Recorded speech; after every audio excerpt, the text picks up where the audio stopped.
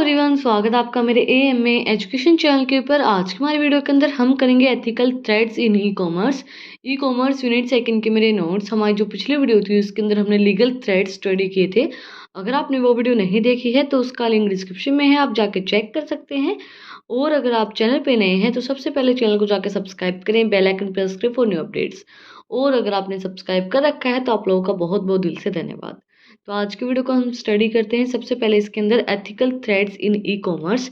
Ethics is the branch of philosophy that studies what right and wrong. Ethics is important in business. If an organization wants to people trust it and do business with its organization must honors their business policies and their customer practices and securities. Ethics का मतलब क्या होता है? आपके सिद्धांत, rule regulation जिसके accordingly business चलता है। मतलब कि ये नहीं बोलते कि ये इसके एथिक्स है, इनको ये फॉलो करता है। मतलब कि अगर आपको सुबह जल्दी उठना है तो मतलब वो सारी चीज़ें जो होती हैं उन सब चीज़ों को फॉलो करना, उन सब चीज़ों को अपनाना अपनी लाइफ के अंदर, वो एथिक्स होते हैं।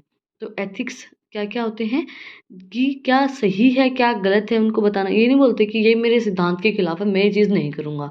कई लोग बोलते हैं ना कि मैं झूठ नहीं बोलूँगा, ये मेरे असूलों के खिलाफ है, मेरे असूल ये इस चीज़ को करने के लिए मुझे नहीं कहते हैं। वो उनके एथिक्स होते हैं। बिजनेस के अंदर एथिक्स बहुत ज़्यादा ज़रूरी होते हैं क्योंकि कस्टमर्स की सिक्योरिटी एंड प्राइवेसी बहुत ज़्यादा ज़रूरी होती है।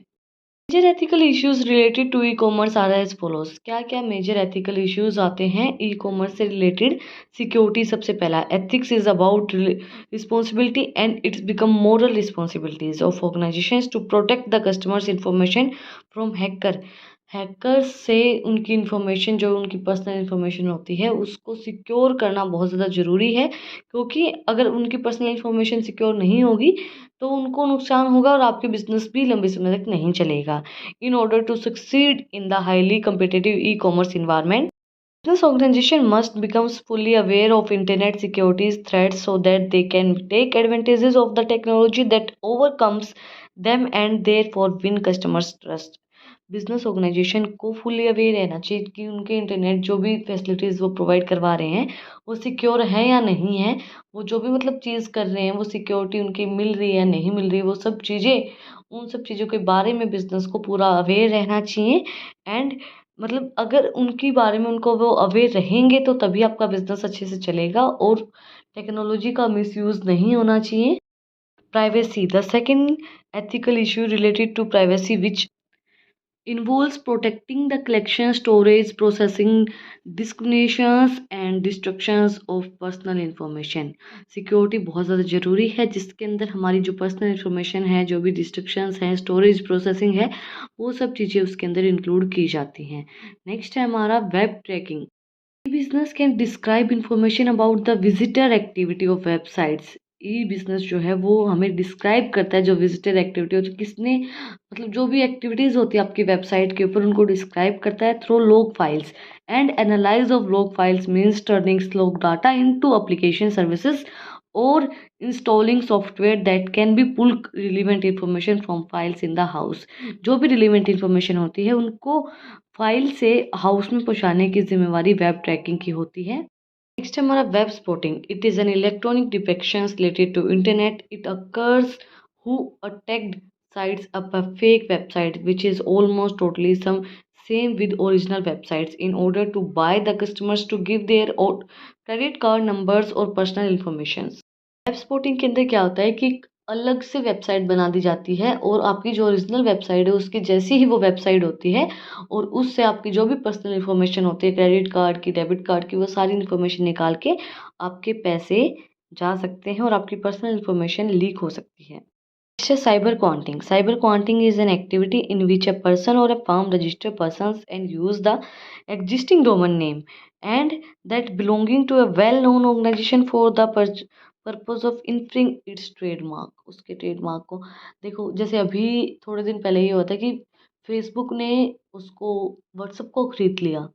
अब फेसबुक व्हाट्सएप की है तो वही चीज़ है, एक रजिस्टर्ड जो कंपनी होती है वो दूसरी कंपनी को खरीद लेती है, उसी डोमेन नेम को वो परचेज कर लेते हैं, रजिस्टर करवा लेते हैं उसी डोमेन नेम के साथ ताकि उनका ट्रेडमार्क भी चलता रहे। आपने बहुत देखा होगा ऐसी ऐसी वीडियोस आती हैं यूट्यूब के ऊपर कि आपका चैनल अगर कोई इंसान चढ़ रहा है या तो उसके ऊपर रोस्ट होने स्टार्ट हो जाते हैं या फिर उन्हीं के कोई भी वीडियोस हैं उनको उनकी क्लिप जो होती है वो अपने चैनल पे डाल के फेमस होने की कोशिश करते हैं, बट अपनी मेहनत अपनी ही होती है। तो वही चीज़ होती है, रजिस्टर्ड डोमेन नेम को यूज़ करके अपनी ट्रेडमार्क को इम्प्रूव करने की कोशिश करते हैं लोग।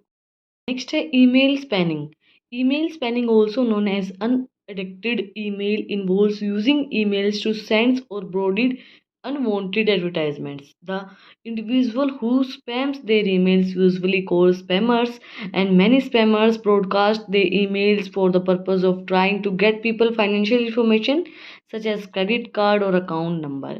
ईमेल के थ्रू जो स्पैमिंग होती है अनएडिक्टेड, जिसको हम बोलते हैं emails involve using email sending broadcast unwanted advertisement देते हैं हमें, और उसके थ्रू हमारी जो पर्सनल इन्फॉर्मेशन होती है वो निकाली जाती है, जो डेबिट कार्ड की, क्रेडिट कार्ड की, अकाउंट नंबर जो हमारा निकाला जाता है, तो उसका मिसयूज़ किया जाता है फाइनेंशियल इन्फॉर्मेशन को निकाल के। अच्छा, इम्पर्सन का मतलब क्या होता है? In e commerce transaction sometimes hackers में pretend to be a consumer themselves. They make use to stolen credit card numbers of a real customers. Hacker make use of identify of customers and involves in the fraudulent activity. Hacker जो है वो fraud करते हैं, identify करते हैं customer की identity को। And इसके अंदर क्या होता है, अगर आपका क्रेडिट कार्ड चोरी हो गया तो रियल कस्टमर का, तो उसको हैक करके और फिर अपनी जो आपकी जो भी फाइनेंशियल चीज़ें होती हैं उनको चोरी कर लिया जाता है, फाइनेंशियल चीज़ों को।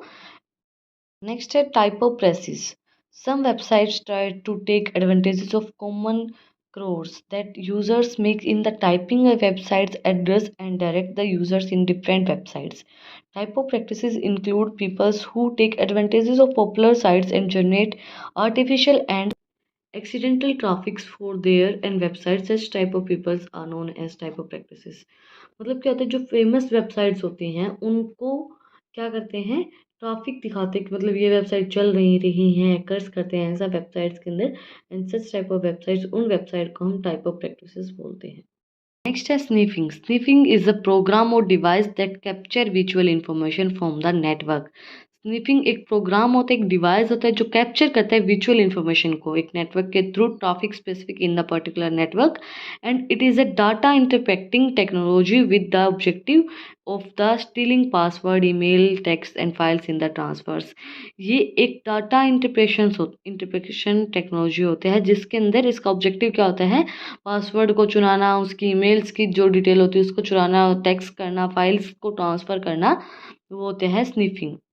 लास्ट बट नॉट लीस्ट है हमारा साइबर वैंडलिज्म. साइबर वैंडलिज्म और web vandalism usually involves addicting online concept in the malicious manners.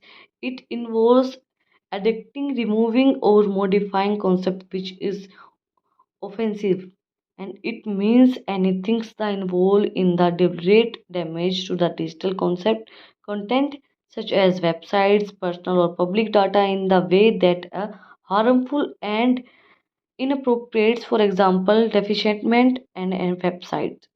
Vandalism का मतलब क्या होता है, जिसके अंदर इन्वॉल्व किया जाता है जो भी हमारे डेलिब्रेट डैमेजेस होते हैं, डिजिटल जो भी हमारा कंटेंट होता है, जो वेबसाइट्स होती हैं, जो हमारी पर्सनल और पब्लिक डाटा होता है उसको हार्म किया जाता है, हार्मफुल एंड इनअप्रोप्रिएट, उस डाटा को इस तरीके से यूज़ किया जाता है। डिफिशमेंट ऑफ वेबसाइट. डिफिशमेंट ऑफ वेबसाइट मतलब कि वेबसाइट के अंदर कुछ छेड़छाड़ करके और चीज़ों को, मतलब जो भी उनकी पर्सनल डाटा होता है, जो भी उनका पब्लिक डाटा होता है उसको बदल देना, उसको चेंज कर देना, उसको बोलते हैं साइबर वैंडलिज्म. इसी के साथ हमारा एथिकल थ्रेड्स इन ई कॉमर्स का टॉपिक कंप्लीट हो गया है. अगर आपको आज की वीडियो पसंद आई तो आप लोग को पता ही क्या करना है, कमेंट सेक्शन में मुझे बताना है कि आपको वीडियो कैसी लगी. कोई भी डाउट है तो वो भी आप लोग कमेंट सेक्शन में मुझसे पूछ सकते हैं.